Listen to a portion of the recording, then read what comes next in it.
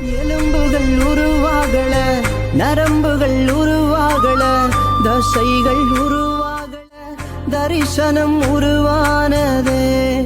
தாய் கருவிலே தரிசனம் உருவானதே.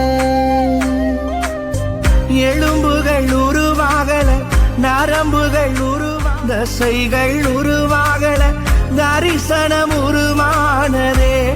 தாய் கருவிலே தரிசனம் உருவானதே.